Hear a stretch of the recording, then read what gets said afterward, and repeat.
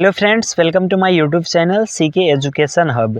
Friends, आज के इस वीडियो में मैं आप लोगों को Bihar board class 9th English Panorama part 1 के पोएट्री सेक्शन यानी काव्य खंड का पहला चैप्टर यानी पहला कविता जिसका नाम है द ग्रैंड मदर, इसको समझाने जा रहा हूँ।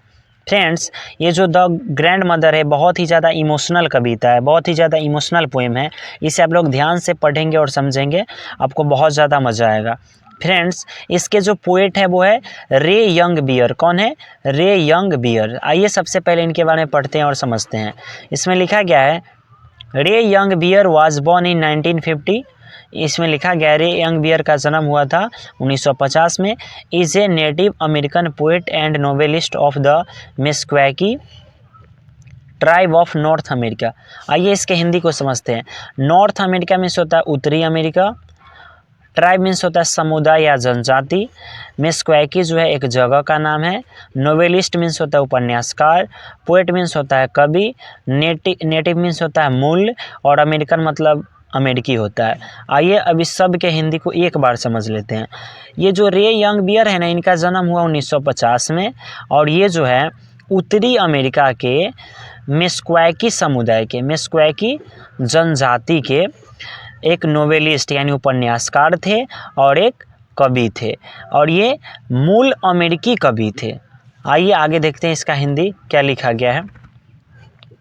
इसमें लिखा गया है growing up on the Meskwaki tribal settlement in Iowa he was encouraged to learn English by his maternal grandmother। देखिए इसमें क्या लिखा गया है। इनकॉरेज मीन्स होता है प्रोत्साहित करना, लर्न मीन्स होता है सीखना, और इंग्लिश मीन्स तो समझते ही है। और मैटरनल ग्रैंड मदर मीन्स होता है नानी माँ। क्या होता है? नानी माँ। तो इनको ना इंग्लिश सीखने के लिए और इंग्लिश पढ़ने के लिए इनकी जो नानी माँ थी ना, उसने इन्हें इनकॉरेज की थी यानी इनको प्रोत्साहित की थी। And he began to translate his poems into that language. इसमें लिखा गया है इनकी नानी माँ जो है इंग्लिश सीखने के लिए इनको प्रोत्साहित की। उसके बाद इन्होंने जब इंग्लिश सीख लिया तो he began to translate his poems into that language. और जब ये इंग्लिश सीख गया ना तो इंग्लिश लैंग्वेज में ये अपने पोएम्स यानी अपनी कविताओं को ट्रांसलेट करने लगे। देखिए मैं दोबारा इसको बताना चाहता हूँ। देखिए रे यंग बियर जो है ना, जानते थे मेस्क्वैकी लैंग्वेज, इनको इंग्लिश तो पता नहीं था, और मेस्क्वैकी लैंग्वेज में ये बहुत सारा पोएम्स लिखे हुए थे। लेकिन जब इनको इंग्लिश भाषा आ जाता है ना, जब ये इंग्लिश समझने लगते हैं तो अपनी सभी पोएम्स को, अपनी सभी कविताओं को वह अंग्रेजी भाषा में यानी इंग्लिश लैंग्वेज में लिखा करते हैं। His work was first published in 1968। यानी उनकी जो वर्क मीन्स होता है रचना। क्या होता है? रचना मतलब इनकी जो प्रथम रचना थी, फर्स्ट मतलब होता है प्रथम, जो प्रकाशित हुई थी, पब्लिश हुई थी इन 1968। कब हुई थी? 1968 में। देखिए आगे क्या लिखा गया है। He often switches between English and the Meskwaki language to express himself more fully. देखिए इसके हिंदी को समझते हैं। स्विचेज मीन्स होता है अदला बदली करना, बिटवीन मीन्स होता है के बीच, इंग्लिश मीन्स होता है अंग्रेजी, मेस्क्वैकी लैंग्वेज मतलब होता है मेस्क्वैकी भाषा, एक्सप्रेस मीन्स होता है व्यक्त करना, हिमसेल्फ मतलब होता है वह स्वयं को, और मोर फुल्ली मीन्स होता है बहुत ज़्यादा। यानी ये खुद को एक्सप्रेस करने के लिए, खुद को व्यक्त करने के लिए, यानी अपनी बात को साबित करने के लिए ये मेस्क्वैकी लैंग्वेज का भी यूज करते थे और इंग्लिश लैंग्वेज का भी यूज करते थे।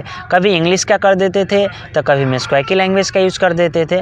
तो ये जो है ना इंग्लिश लैंग्वेज में और मेस्क्वैकी लैंग्वेज में हमेशा स्विचेज करते रहते यानी अदला बदली करते रहते थे। आइए आगे देखते हैं। इन द प्रेजेंट पोएम यानी प्रस्तुत कविता में द ग्रैंड मदर, जिसका नाम क्या है? ग्रैंड मदर, ही ड्रोज ए पिक्चर, उन्होंने एक तस्वीर प्रस्तुत किया ऑफ हिज ग्रैंड मदर मतलब अपने नानी माँ के तस्वीर को प्रस्तुत किया। All loving and all inspiring, जो बहुत ही ज़्यादा मतलब प्यारी थी और बहुत ही ज़्यादा प्रेरणादायक थी। यानी ये जो है ना इनको बहुत ज़्यादा प्रेम भी करती थी और बहुत ही ज़्यादा इनको इंस्पायर भी करती थी यानी प्रेरित भी करती थी पढ़ने के लिए।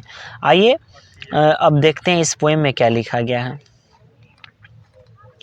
देखिए फ्रेंड्स, पोएम यहाँ से स्टार्ट होता है।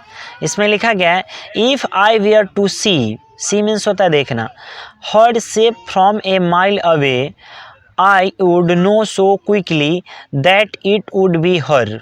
आइए इतना का हिंदी समझते हैं। इसमें लिखा गया है इफ़ आई वेयर टू सी, अगर मैं देख लेता हूँ, हर शेप मतलब उसकी आकृति यानी उसकी आकार को, फ्रॉम ए माइल अवे मतलब 1 मील दूर से ही जब मैं अपने नानी माँ के आकार को यानी आकृति को देख लेता हूँ, I would know so quickly, तो मुझे ना बहुत जल्दी मतलब क्विकली मतलब होता है बहुत जल्दी, मुझे तुरंत पता चल जाता है दैट इट वुड बी हर, कि मतलब ये जो मतलब महिला है ना जो 1 मील दूर है वह कौन है, मेरी नानी माँ है।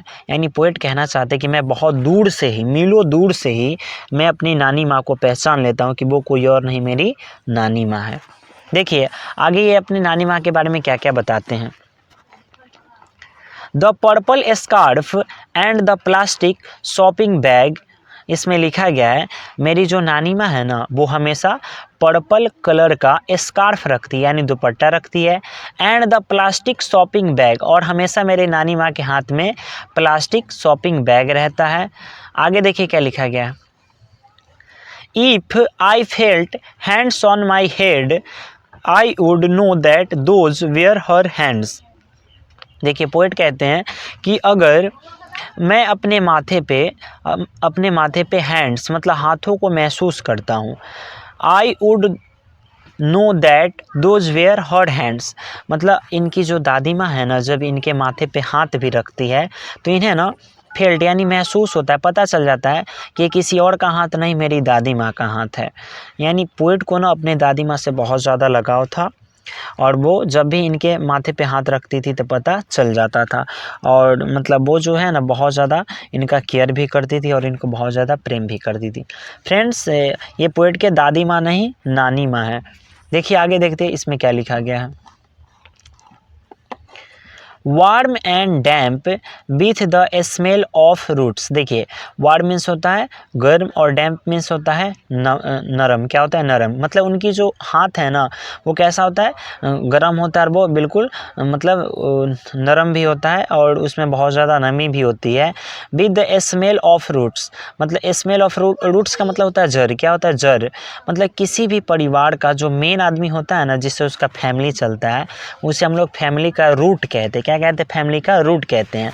तो ये जो पोएट है ना वो कहना चाहते हैं कि मेरी जो नानी माँ है ना मेरे फैमिली का क्या है, रूट है। क्या है, रूट है। और जब भी वो अपना गर्म और नमी वाला हाथ मेरे सिर पे रखती है मुझे ना पता चल जाता है कि वो हाथ किसी और का नहीं मेरी नानी माँ का है। देखिए आगे क्या लिखा गया है।